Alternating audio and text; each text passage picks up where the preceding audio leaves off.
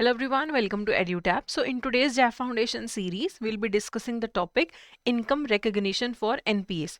तो देखो normally income जो रिकॉग्नाइज होती है बुक्स ऑफ अकाउंट्स में वो अक्रूअल बेसिस पे होती है, यानी कि मान लो कि आपको कहीं से कोई इनकम आनी है, रेंट है, इंटरेस्ट है, कोई इनकम आनी है, तो जिस दिन आपका रेंट या इंटरेस्ट ड्यू हो जाता है उस दिन आप अपनी बुक्स ऑफ अकाउंट्स में उसे रिकॉग्नाइज कर लेते हो कि ये हमारी इनकम है। हो सकता है कि वो इंटरेस्ट की एक्चुअल पेमेंट जो आपको आई है वो 10 दिन बाद आई है, वो मैटर नहीं कर रहा है, लेकिन जिस दिन ड्यू हो गया उसी दिन आपने अपने उसे इनकम को अपनी बुक्स ऑफ अकाउंट्स में रिकॉग्नाइज कर लिया, तो आप इनकम को अक्रूअल बेसिस पे रिकॉग्नाइज करते हो। लेकिन जहां पे बैंक्स की इनकम रिकॉग्निशन की बात आती है तो एक्चुअल रिकवरी रिकॉर्ड इंपॉर्टेंट है।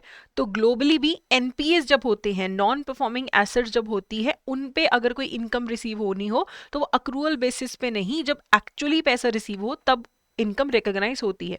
मान लो कोई लोन एनपीए हो गया, बाय चांस उसकी एकदम से इंटरेस्ट पेमेंट आ गई, जब इंटरेस्ट पेमेंट एक्चुअली आई है तब उसे रिकॉग्नाइज करना है, पहले ही अक्रूअल बेसिस पे नहीं करना है। ठीक है, तो अगर कोई अकाउंट एनपीए हो जाता है तो बैंक उस पर कोई भी इंटरेस्ट नहीं रिकॉग्नाइज करेगा अपनी बुक्स ऑफ अकाउंट्स में, इवन अगर गवर्नमेंट द्वारा गारंटीड लोन भी है तब भी एक्चुअली इंटरेस्ट आ जाता है तब उसे अपनी बुक्स ऑफ अकाउंट्स में लिख लो, लेकिन पहले ही चार्ज कर करके इनकम रिकॉग्नाइज मत करो अपनी बुक्स ऑफ अकाउंट्स में एनपीएस के केस के अंदर। हाँ, कई बार क्या होता है कि इंटरेस्ट जो है सिक्योर्ड एडवांस पे आता है। ठीक है, interest on advances against term deposit, किसी ने टर्म डिपॉजिट के अगेंस्ट लोन ले रखा है, नेशनल सेविंग सर्टिफिकेट, इंदिरा विकास पत्र, किसान विकास पत्र, लाइफ इंश्योरेंस पॉलिसी, इनके अगेंस्ट अगर किसी ने एडवांस ले रखा है, ठीक है, तो उनका जो इंटरेस्ट है वो ड्यू डेट पे ही रिकॉग्नाइज कर लो, क्योंकि वहां पे तो सिक्योरिटी है ना कि अगर बाई चांस ये लोन एनपीए हो भी जाता है तो इन ये सामान जो है, जो सर्टिफिकेट्स है, इनको बेच के पैसा वसूल लिया जाएगा। तो ऐसे जो सिक्योर्ड एडवांसेस होते हैं उन पे जब इंटरेस्ट ड्यू होता है तभी उसको रिकॉग्नाइज कर लेते हैं, कैश बेसिस पे नहीं करते हैं, अक्रूवल बेसिस पे ही कर देते हैं। हाँ, एडिक्वेट मार्जिन जरूर होना चाहिए है, हर लोन में मार्जिन होता है ना। अगर मार्जिन है कि 5 लाख का लोन है, एफडी 7 लाख की है, 2 लाख का मार्जिन है, तो इनकम अक्रूवल बेसिस पे ही रिकॉग्नाइज हो जाएगी, तब फिर कैश बेसिस पे नहीं होगी। उसके बाद अगर कोई फीस या कमीशन अर्न होती है क्योंकि डेट को रीशेड्यूल कर दिया गया है, it should be recognised on accrual basis. मान लो कि कोई लोन है, डेट है, डेट का रीशेड्यूलिंग कर दिया, जो उसका डेट का टाइम था जो 5 साल में लोन वापस आना था वो 7 साल में आएगा, उसका शेड्यूल चेंज कर दिया है, उस पे कोई अगर आपको इनकम अर्न होती है, कोई फीस या कमीशन आपको आता है, तो वो अक्रूवल बेसिस पे ही रिकॉग्नाइज हो जाएगा, जैसा कि नया पीरियड जो अभी आया है, रीशेड्यूल जो हुआ है, उसके हिसाब से इनकम अक्रूवल बेसिस पे आप रिकॉग्नाइज कर लोगे। अब इंटरेस्ट इनकम की अगर हम बात करें, मान लो आपके पास कोई बिल्स पड़े थे, बिल्स ऑफ एक्सचेंज के अगेंस्ट आपने बैंक से लोन ले लिया था, अब वो बिल्स हो गए डिसऑनर, तो अब आपका जो वो वाला लोन है वो हो गया एनपीए। तो एक पर्सन था, वो बैंक के पास आया, बैंक ने बिल्स रखे अपने पास और उसके बदले में उस पर्सन को लोन दे दिया। अब बाद में ऐसा जो बिल्स के अगेंस्ट जो लोन दिया था बैंक ने वो हो गया एनपीए। अब इस केस में आप क्या करोगे, कोई भी अगर आपने पहले ही इंटरेस्ट रिकॉग्नाइज कर रखा था उसे रिवर्स कर दो, उसकी रिवर्स एंट्री डाल दो।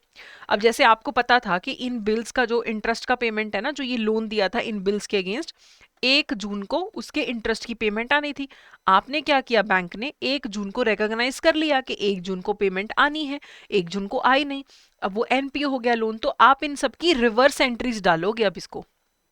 इवन चाहे गवर्नमेंट का गारंटीड कोई अकाउंट हो, लोन हो, अगर आपने पहले इनकम रिकॉग्नाइज कर ली थी, बाद में वो एनपीए हो गया, तो उसे रिवर्स कर दो, उसकी रिवर्स एंट्री डाल दो। ठीक है, सेम अगर कोई एनपीए है, कोई फीस कोई एनपीए है फॉर एनी फीस, कमीशन या सिमिलर इनकम जो एक्रू हो गई थी, ठीक है, लेकिन बाद में क्या हुआ, वो एनपीए हो गया और अनकलेक्टेड है इनकम, इनकम आई ही नहीं कभी, तो हमेशा रिवर्स एंट्री आपको डालनी पड़ेगी कि ये तो अब एनपीए हो गया है। कई बार क्या होता है, लीज फाइनेंसिंग बैंक करता है जिसमें एक फाइनेंस चार्ज कंपोनेंट होता है, फाइनेंस चार्ज होता है इंटरेस्ट का कंपोनेंट। लीज में एक तो प्रिंसिपल अमाउंट का अमाउंट होगा और एक होगा आपका इंटरेस्ट का अमाउंट, जिसे आप बोलते हैं फाइनेंस चार्ज। वहां पे भी अगर मान लो कि वो पैसा आना बंद हो गया, आपने पहले इनकम रिकॉग्नाइज कर ली थी अपने बुक्स ऑफ अकाउंट्स में कि पैसा आने वाला है, इनकम है हमारी ये, उसकी भी फिर आपको बाद में रिवर्स एंट्री डालनी ही डालनी पड़ेगी। तो मोटा मोटा यही है कि जो भी आपने पहले रिकॉग्नाइज कर दी, बाद में वो एनपीए बन गया, तो उसकी आपको रिवर्स एंट्री डालनी ही डालनी पड़ती है। अगर आपका कोई एनपीए लोन पे आपको कोई इनकम आ जाती है कि वैसे तो लोन एनपीए किसी ने थोड़ा बहुत पेमेंट कर दिया, तो आप उसे फिर रिकॉग्नाइज करते हो कैश बेसिस पे जब आपके एक्चुअली हाथ में आता है।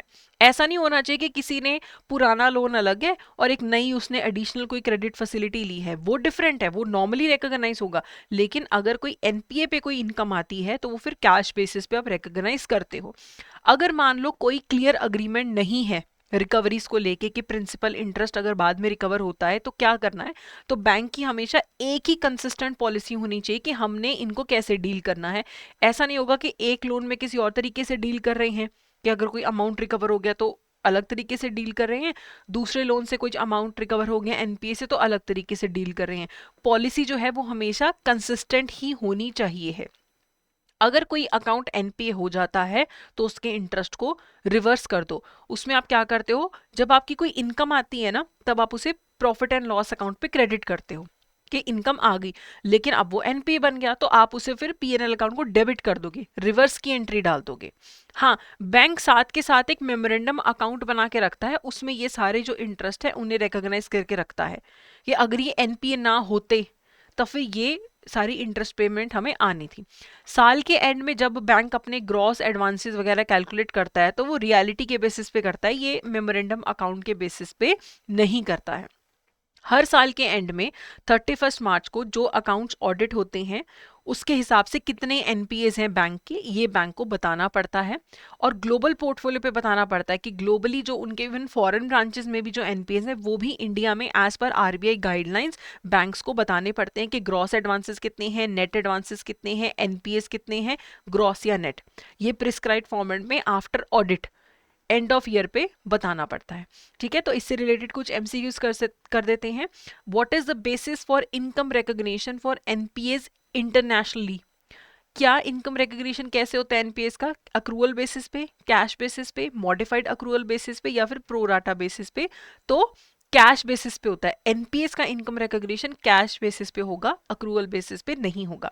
When should interest on advances against term deposits, NSCs, IVPs, KVPs and life insurance policies be taken to the income account? अगर आपने एफडी के अगेंस्ट कोई लोन दे रखा है, उसका कोई अगर इंटरेस्ट आता है तो वो किस बेसिस पे रिकॉग्नाइज होगा? On the date of advance, on the due date provided there is adequate margin at the end of financial year when the account becomes NPA। तो अगर आपका सिक्योर्ड एडवांस है, आपके पास अप्रोप्रिएट मार्जिन है, तो जिस दिन ड्यू डेट है उसी दिन रिकॉग्नाइज कर लो। तो ऑन ड्यू डेट पर मार्जिन होना चाहिए, ऐसा ना हो ना कि आपका टर्म डिपॉजिट 5 लाख का है, लोन 7 लाख का है, मार्जिन तो है ही नहीं है कोई। ठीक है, मार्जिन होना चाहिए। अगला है what should banks do with the interest accrued and credited to the income account if an advance becomes an NPA? अब एक बैंक को क्या करना चाहिए अगर इंटरेस्ट अक्रूड था, इनकम उन्होंने रिकॉग्नाइज कर ली, बाद में वो एनपीए बन गया, तो हमने बार बार क्या देखा है, रिवर्स की एंट्री डाल दो। तो reverse provided for the interest if not realised. ठीक है, चलिए आखिरी क्वेश्चन है what should banks do if there is no clear agreement with the borrower regarding the appropriation of recoveries in NPAs?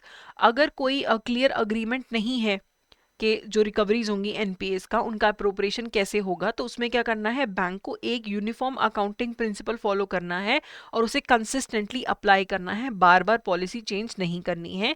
तो ए जो है यहाँ पे करेक्ट आंसर है। तो ये था हमारा आज का session. So that's it for today. Thank you so much.